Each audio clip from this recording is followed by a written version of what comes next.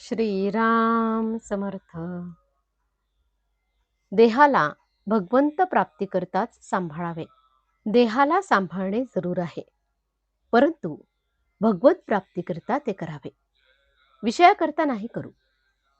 बाहेरचा लौकिक सांभाळला, पण होते नव्हते ते घालवले. यात काय मिळवले? हा वेडेपणाच म्हणायचा. आतल्या खोबऱ्याचे रक्षण करण्याकरता करवंटीची जरुरी आहे. केवळ बाह्यांगाचीच जपणूक करणे हे काही मनुष्याचे अंतिम उद्दिष्ट नाही. बाह्यांगाचे सुख हे काही खरे नाही. मी माझे यापासून आपण द्वैताला सुरुवात करतो. कल्पनेने जेवढे समजेल तेवढे पाहू लागतो, परंतु शेवटपर्यंत मी कोण याचा आपल्याला पत्ता लागत नाही. आपली चूक झाली असे समजले म्हणजे दुरुस्त करण्याचा मार्ग पाहावा. जिथून आपली वाट चुकली तिथे परत यावे लागते. मी देही असे म्हणू लागलो, इथे आपली वाट चुकली. असत्याला सत्य मानले, ही आपली चूक झाली.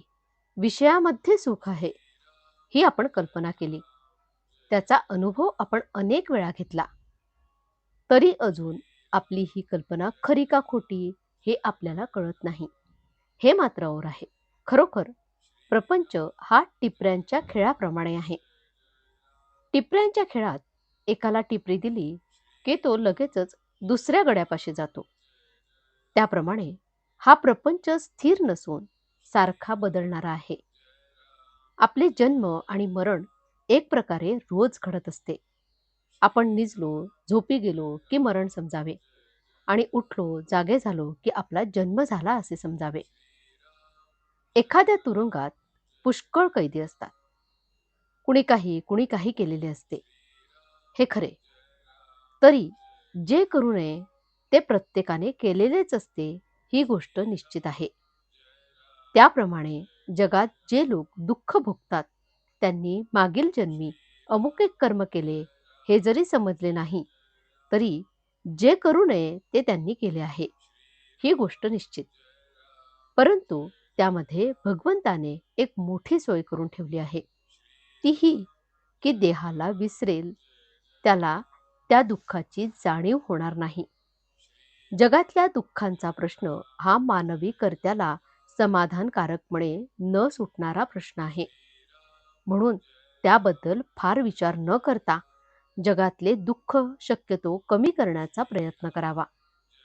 ज्याला देवाची पूर्णपणे आठवण असते त्यालाच जगाचा, दुःखाचा विसर पडतो.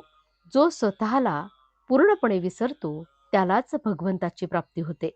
स्वतःला पूर्णपणे विसरायला भगवंताच्या नामात रंगून जाणे हा एकच उपाय आहे.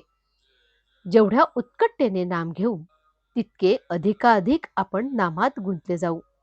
मग देहाची आठवण कशाला राहील? आपण नाम घ्यावे, ते आपणच आपल्या कानांनी ऐकावे, आणि ते घेता घेता शेवटी त्यात स्वतःला विसरून जावे. हाच आनंदाचा मार्ग आहे. आजचे बोधवचन. नाम अंतरात शिरले की देहाचा विसर पडतो. मग मी कोण आणि देव कोण हे आपोआप कळते. जानकी जीवन स्मरण. जय जय राम. श्रीराम समर्थ.